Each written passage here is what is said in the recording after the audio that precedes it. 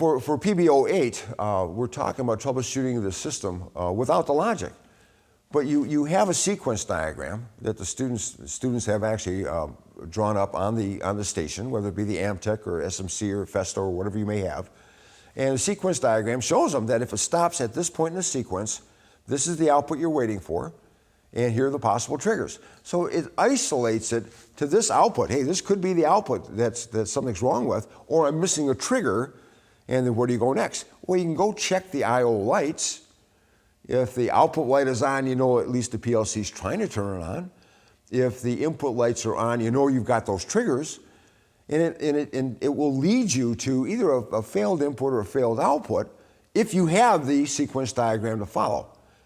So we train them to go looking for this information. Go look in the working drawings. Go look in the manuals. And if you don't have it there, if you don't have a sequence, now you've got to study the machine and you've got to figure this out. So what is the first step, the second step, the third step? But you can troubleshoot a machine without the logic. If you know the sequence of operation, if you know what output is being energized with every step in that sequence, and if you know the triggers that cause that step to be operated. So it'll take you down to, well, it's either these inputs or these outputs, and the PLC input and output lights will tell you whether those inputs came in or not, or whether that output is being attempted to be turned on by the PLC.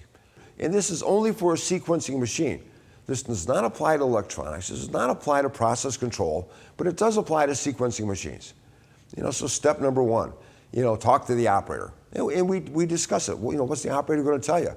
And why would you do this, number one? So we have a whole methodology that we go through that says, here's how you're going to solve problems on a machine, right? And then once they become proficient at that, we take the logic away and we run through a series of exercises where they have to rely on their sequence diagram alone. And what happens is they can identify that here's where I'm at in the sequence, and it's either this output or this input, and that's as far as they can get. Without the logic, you can't tell any more than that. Well, that's good. So that's as far as they can take it. At least it gets them, in the right area of the machine, on the right components of the machine to fix 85% of the problems. You got to remember that 85% of the problems on these sequencing machines are part and place, are limit switches or proximities that have become loose and are no longer detecting it. All right, possibly a faulty actuator, but it's not normally that. All right, so 85% of the problems they can locate or be within, one or two components of finding out where it's at, and that's what we're trying to achieve. All right? They will never be 100% proficient in fixing all the problems because they need the logic, they need the robot program, they need that kind of expertise, which they don't have yet. But they can fix 85% of the problems. All right?